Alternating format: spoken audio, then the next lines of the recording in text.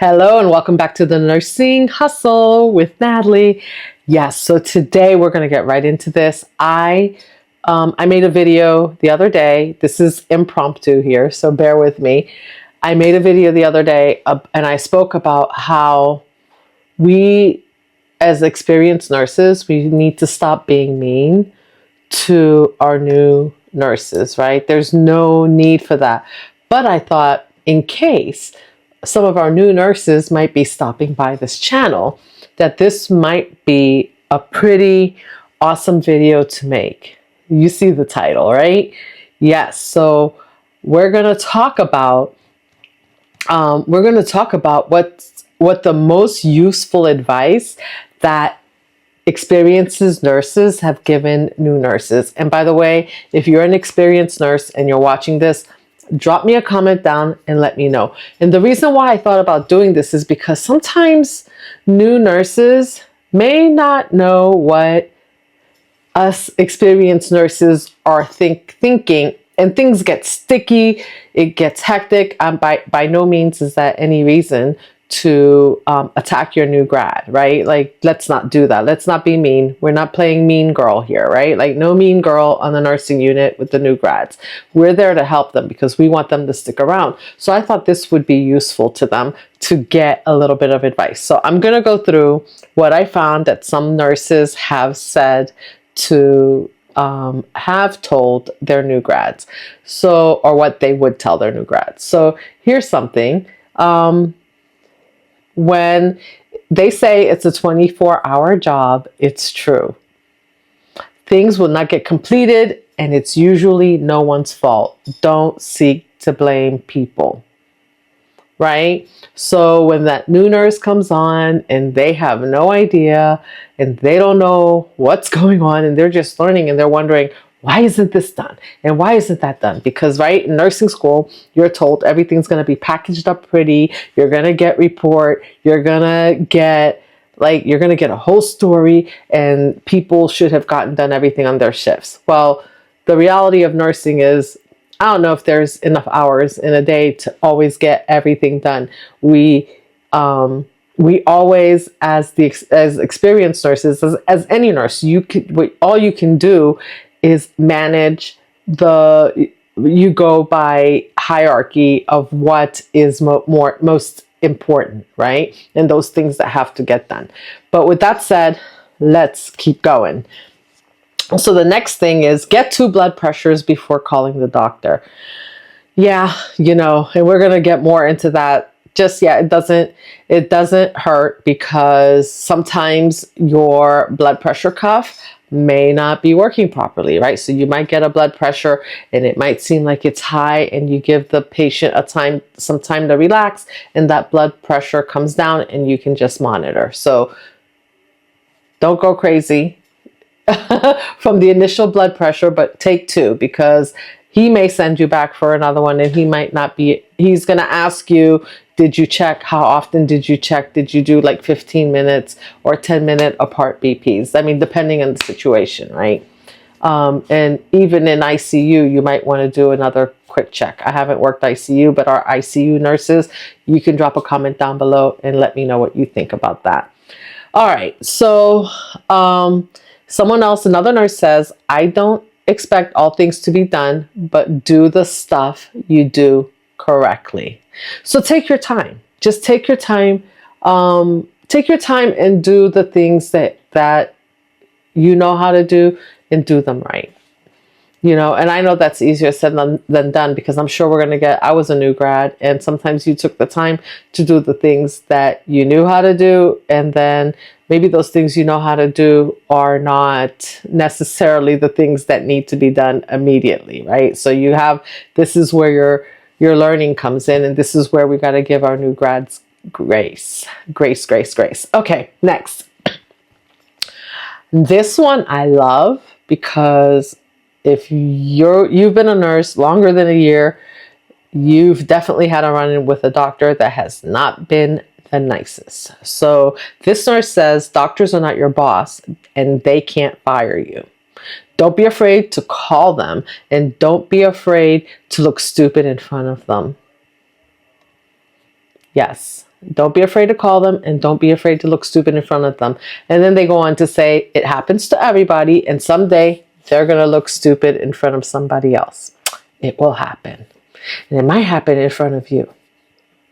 So, I mean, in the past, I've had to call my doc, and we're supposed to check anyway, right? You're supposed to double check your orders as the nurse before you administer the medication. And even if you send it to get filled and the pharmacist is supposed to check, you're supposed to double, triple check that order to ensure that the dose that's given is a safe dose. Thus, our drug books, right? The drug books. So you need to know your drugs. But yeah, and doctors make mistakes too when they write orders. Sometimes it's penmanship. Sometimes it's a quick, it's an error. It happens. So that's why we have double and triple checks. So don't let any doctor make you feel stupid. Okay, next. Oh, I love this. Learn where all the supplies are in the hospital, and don't be afraid to steal from other nursing units. Guys, if you're a nurse watching this right now, drop me a note and let me know if you've taken supplies from other units. I know I have. We always know. We always knew that our supply room was never stocked enough. So we were always running to other floors and kind of taking theirs. I think I worked at a hospital one time where they started locking the supply room so that only if you were on the unit you could get in. Crazy. Supplies are crazy and they're hard to come by, but when you can steal them, OMG, get them. All right, so someone says, I absolutely did teach every one of my orientees to steal supplies. Guys, we get good at this, right? So, and by the way, for anyone out there that's listening that's not a nurse, no, we're not stealing supplies to go home. We're stealing supplies to take care of our patients because our supply rooms are short and not stocked properly. Anyway, so next we have, let me see. Yeah, we had I see a lot of comments about the supply room. That's a goodie. Okay, someone says, now this I absolutely love also. You are a person, because I firmly believe in this. I am a person. I'm a human being before I'm a nurse. So that new grad is a person before she or he is a nurse. If someone is threatening you, get out. If someone is attacking you, you have the right to defend yourself. Now, this one gets a little sticky, right? Because the career itself is weird about this. They're weird about this, right? Because you're not supposed to attack your patient, but I can't have a patient that's punching me. That's not going to happen. Quick little story for you. I worked my first year in nursing. And this, I just had to walk away. I had a patient, literally, I was feeding my patient who was not able to feed herself, and she was on a soft diet. And I guess she didn't want to eat. And it was in a skilled nursing facility. And she decided, like, she got mad. And, these patients have sundowners. So this was dinner time too. And so this older lady, literally, I put the food in her mouth and she spit the food out at me. And I was so mortified. We take such abuse, right? And at that point, I have to say, my initial reflex was that I wanted to smack her. I was like, because no one had ever spit on me before. But I had to gain my composure and I just walked away. I was like, I will absolutely not feed this woman. Somebody else is going to have to do it, or else, someone else will have to do that tonight. So I had to grab the nurse's aide, which, by the way, I was feeding her because I couldn't find my nurse's aide, but that's a whole other story. But anyway, so I had to feed her. I had to get someone else to feed her. But yeah, I mean, it happens. We take abuse, but there's no way. And sometimes you have to be careful on the I would tell my nurses too, if you get put on one of those locked units in a skilled nursing facility, that's where all your kind of sundowners, Alzheimer's patients are. These patients may seem like they are okay throughout the day, and then as they have sundowners, so as the sun goes down, they start to act a little kooky. They try to escape. Sometimes they become combative. So just be careful about that. But the real thing, the real abuse, I think, for nurses is from the doctors. So the next comment really hits home for me. The RN on your name tag does not mean that the person with an MD on theirs has the right to speak to you unprofessional, condescending, or cruel manner. You have the right and responsibility to other staff, that is, right, to tell any doctor disrespecting you that the conversation will be done until they can make the choice to speak with you like the educated professional that you are. Now, this is also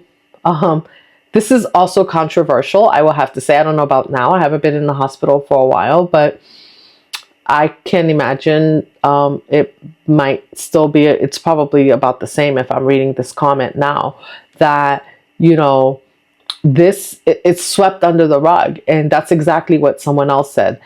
This is swept under the rug in healthcare. When I was a new secretary, an ER doctor was so mean to me that I began crying. Instead of administration addressing the doctor, they came to me. So they went to instead of addressing the doctor for his rude and crude behavior, or his or her rude and crude behavior, they went to the secretary as if it was her fault that the doctor was screaming at her, or being ignorant. This is, to me, it's so demeaning. We're in a profession as nurses where we do our best to take care of our patients, and the doctors don't work the units. They come, they do visits, they write orders, yes, but the actual hands-on patient care is from the nurse. And this should be a collaborative effort. It shouldn't be a condescending effort, right? Because I think if the doctors think they can do it better, then they should be on they should be on the floor, like taking care of the patient if they're going to behave and treat the nurses that way. Just my 2 cents. And it's not all doctors. I'm just saying for the ones that are behaving this way, because there's no reason. And I often wonder, don't you other nurses, do you wonder? Drop me a comment about that too and let me know. Do you wonder, like when the doctors come to the unit and they can treat the nurses this way, how are they behaving at home? Food for thought. How did they treat their wives at home? How did they treat their husbands at home? How did they treat their kids? How are they behaving at home and with other people? It's just ridiculous, because I can't imagine like it's just like they just show up and they're in the nursing unit behaving this way. No, there's some type of entitlement that they feel that they can talk to you that way. And yes, they have an education. I respect that education, but just because I'm respectful of the education that they have doesn't mean that they can come in and walk all over me, because I'm not a doormat. All right. So next, someone said, I would cry in the parking lot before work. It's a miracle I didn't become an alcoholic or a drug addict.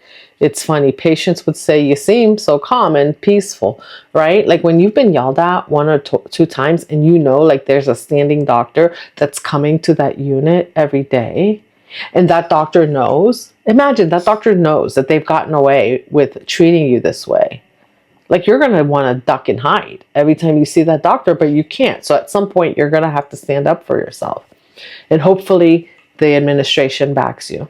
But I mean, if you're in an environment where you're being mistreated, don't stay. You got to get out. Oh, wow. So,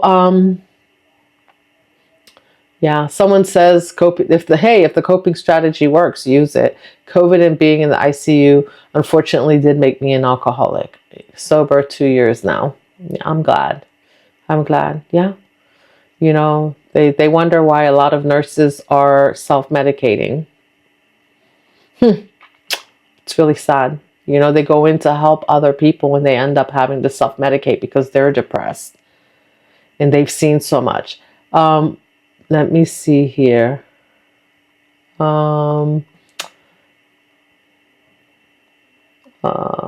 Someone says, I used to vomit in the parking lot. I tried to crouch by my bumper and tire and hide it. It stopped after a while, but I always carry a plastic bag. Yeah, like, you know, the stress is so bad. This is not, that comment is not related to drinking, by the way. This is just a separate comment that this nurse used to, just from being so overworked and so stressed.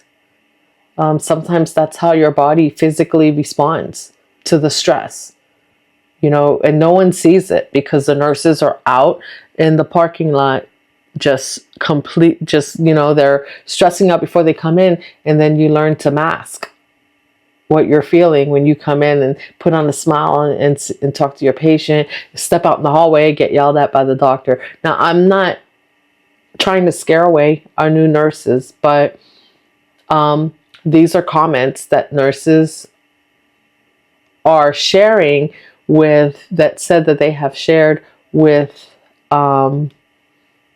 other new nurses, but I guess they got carried away here. And maybe they did share some of this stuff, you know. Someone else says, let's move on from that. But yeah, I know I digress in that statement. I didn't plan a script for this, but you know, these are things that we really go through. And I think it's important for the newbies to understand that this is part of what, like when they're running into nurses, your seasoned nurses that have been there for a while taking this kind of abuse, that this is what, even though they look like they're smiling, they look like they're taking care of their patients, these are some of the things that they could be going through. So I think it's perfectly good to let our new nurses know that this is an issue, right? Unfortunately. Okay, someone else posted and said, what did they say? Oh, I like this. This is from a flight paramedic. You never quit making, he or she says, they would tell the new nurse, you never quit making mistakes. The time between the time between the mistakes just gets longer. Learn from them, study them, learn what got you into the situation, what went wrong, and what the right answer is. That's right. This is a learning experience. Unfortunately, you don't learn everything in school. You get the basics, and then you gotta go. You're coming out in the real world to learn, and then experience is literally just, oh, I've seen this before. So if you've never seen it before, then you're learning, and there's no possible way to get and see every scenario while you're in nursing school. It's impossible. You're doing one clinical or maybe 2 clinicals a week. It's impossible. So if you learn anything at all, it should be how to support vitals. Yes. How to make numbers go up, how to make numbers go down. If you can do that, you can get help and do anything else. Yeah. Your patient's vitals, which are their blood pressure, their O2 sats, their blood pressure, O2 sats, and their pulse, and their heart rate. And what else? Am I missing something? Oh, their heart rate, and then I would say their breath sounds. So, you know, learn how to make them. If their breathing rate is high or low, you want to know how to support those things. And then anything else you can get help for. But those things that I just mentioned, that's what's keeping your patient alive. So if you can master those 5 things, then you can handle anything else. You can handle a wound. You can handle it. You can do it.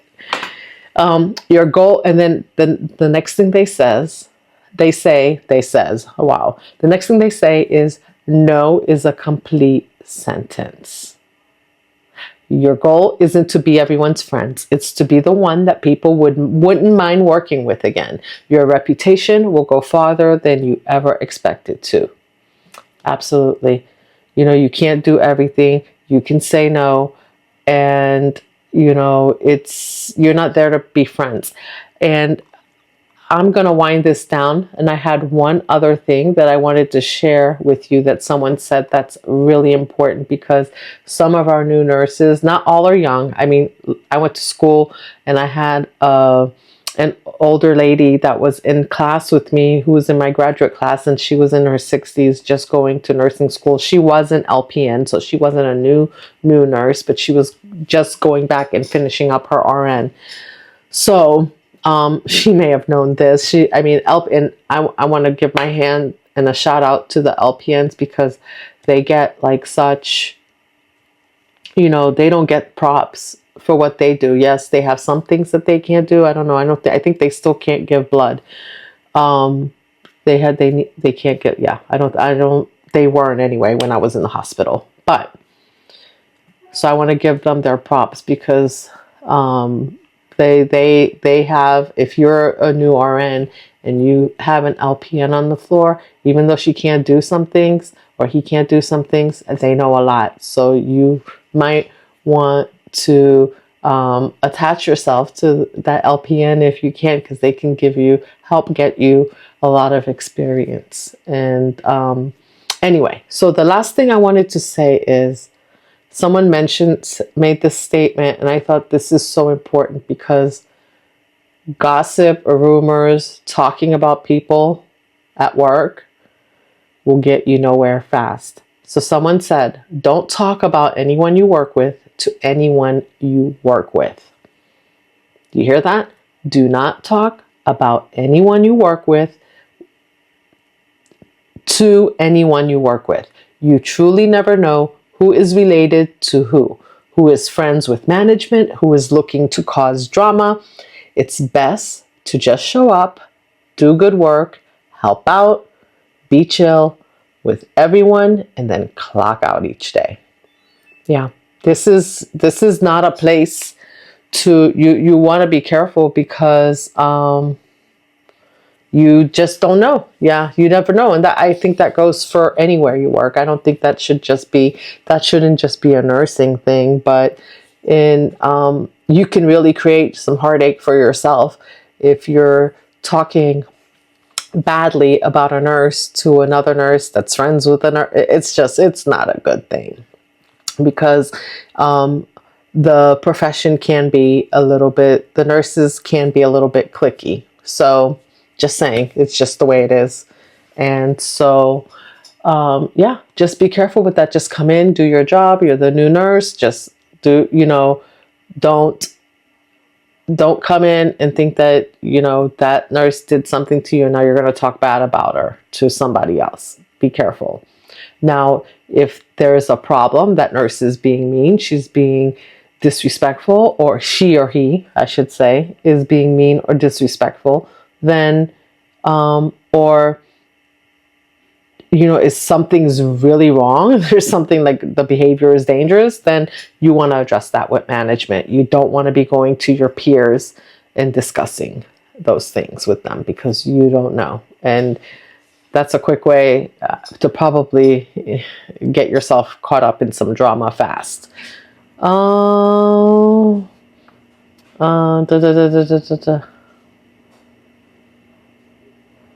Let me see if there was one more thing. Oh, one of the most useful things that a manager told me was, if you're documenting a problem, make sure you're also documenting what you have done about it. Useful on two fronts: covering your arse and reminding you that you have to actually do something about whatever it is. Exactly. You can't have a problem and document, like my blood pressure, my patient's blood pressure was like 190 over 100, and then you didn't do anything about it. That's bad. That's bad. If you're documenting it, which you should also be documenting what you did about it, how you address the issue, because that's a problem. So you want to take ownership of the issue that you're documenting about. Okay? And that's really helpful. So you can't just put it in the chart and think, oh, the next nurse will see it and then they'll take care of it. Because if the blood pressure, for example, if we were talking about vitals earlier, is 190 over 100, it could well be over that, and the patient could have a stroke by the time the next nurse comes in, depending on the situation. All right, and depending on the patient. So yeah, just I mean, there's plenty. And then okay, one last thing I have to talk about is the stress of watching your patients expire and die. You know, no one tells you about that. So make sure you're taking care of your mental health. You know, the first time I had a patient die, I felt so guilty. I thought like, oh my gosh, what did I do? But I mean, it wasn't anything I did, but it's something that nurses see more of than they would like to. And I think I did read and hear that somebody said that her husband was in the military and she's seen more deaths than someone in a combat zone. So there's a little bit of PTSD and mental health, you know, care that needs to go on with this, because you get, depending on where you're working, what part of nursing you're working in, you can really get attached to your patient. And they can, you know, you come in week after week, month after month, and you see them, and they become like family, right? So when they pass away, it's like a family member, and it's hard. And not just you're dealing with their grief, and you're dealing with the family grief. It's a lot. You become the grief counselor if you're the nurse that's on when that happens. So, and even if you come on afterwards, after, oh my gosh, this is going to make me want to cry. That's so weird. Like, it's just the thought of it, because when you come on and you know, if you come on after and that patient is no longer, and you're used to having them or seeing them on the floor during your assignment, it's just really hard. So that's something that we don't talk enough about. But all right, well, drop me a comment. Let me know your thoughts. If you're an experienced nurse, again, let me know what you would tell your newbie. And if you're a newbie, let me know what an experienced nurse has told you, and let me know what you think about these tips. And these, you know, this, oh, I just heard something. You know, these tips and advice that were given by experienced nurses. Let me know if they're helpful, and let me know if there's anything else that you'd like to hear me talk about. So, all right. So until next time, let's hustle smarter and not harder. All right. See you in the next video.